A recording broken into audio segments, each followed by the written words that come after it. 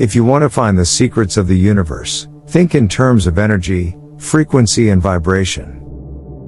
I don't care that they stole my idea. I care that they don't have any of their own. The scientists of today think deeply instead of clearly.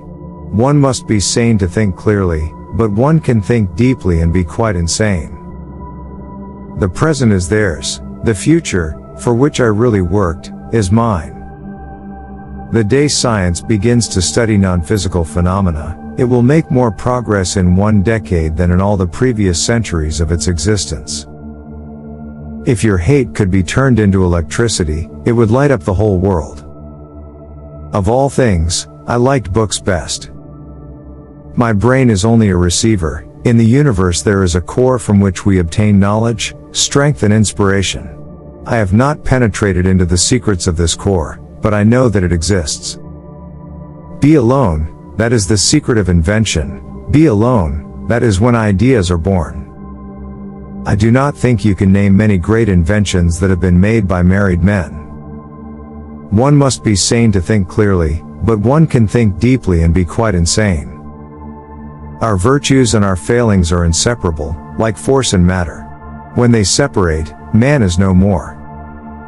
All that was great in the past was ridiculed, condemned, combated, suppressed, only to emerge all the more powerfully, all the more triumphantly from the struggle.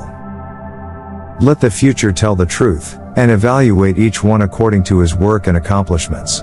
The present is theirs. The future, for which I have really worked, is mine. Life is and will ever remain an equation incapable of solution, but it contains certain known factors. If you only knew the magnificence of the 3, 6 and 9, then you would have the key to the universe. We crave for new sensations but soon become indifferent to them. The wonders of yesterday are today common occurrences. Invention is the most important product of man's creative brain. The ultimate purpose is the complete mastery of mind over the material world, the harnessing of human nature to human needs. Today's scientists have substituted mathematics for experiments, and they wander off through equation after equation, and eventually build a structure which has no relation to reality. What one man calls God, another calls the laws of physics.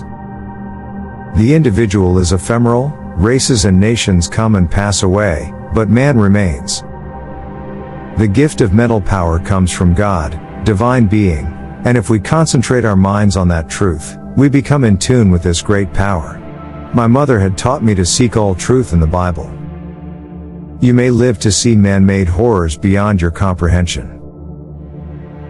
Great moments are born great opportunity. It's not the love you make. It's the love you give. Inventors don't have time for married life. So astounding are the facts in this connection, that it would seem as though the Creator, himself had electrically designed this planet. Marconi is a good fellow. Let him continue. He is using 17 of my patents. Most persons are so absorbed in the contemplation of the outside world that they are wholly oblivious to what is passing on within themselves.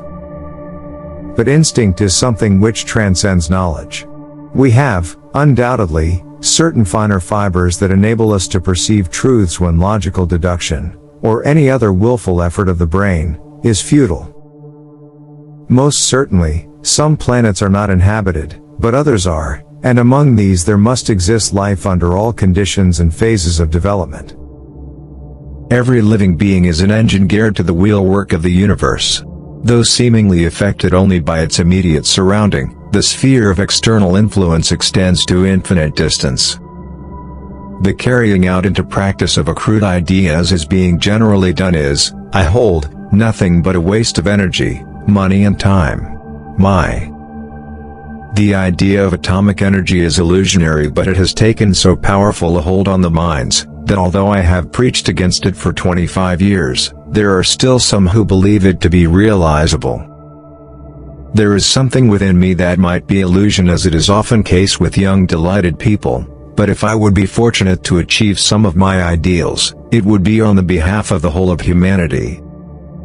The progressive development of man is vitally dependent on invention. It is the most important product of his creative brain. When natural inclination develops into a passionate desire, one advances towards his goal in 7 league boots. As I review the events of my past life, I realize how subtle are the influences that shape our destinies. One may feel a sudden wave of sadness and rake his brain for an explanation when he might have noticed that it was caused by a cloud cutting off the rays of the sun.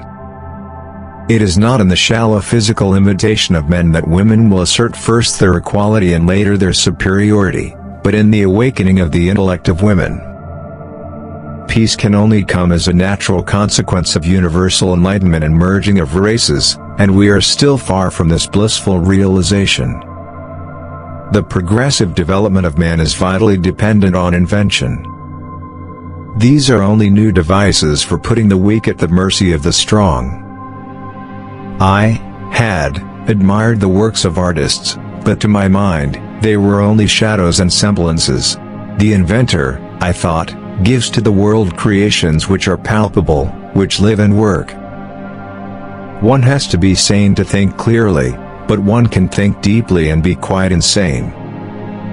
I am credited with being one of the hardest workers, and perhaps I am, if thought is the equivalent of labor, for I have devoted to it almost all of my waking hours.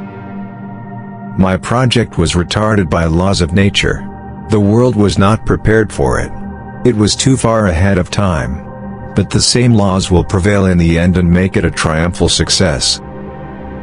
There is scarcely a subject that cannot be mathematically treated and the effects calculated or the results determined beforehand from the available theoretical and practical data. Deficient observation is merely a form of ignorance and responsible for the many morbid notions and foolish ideas prevailing. My belief is firm in a law of compensation.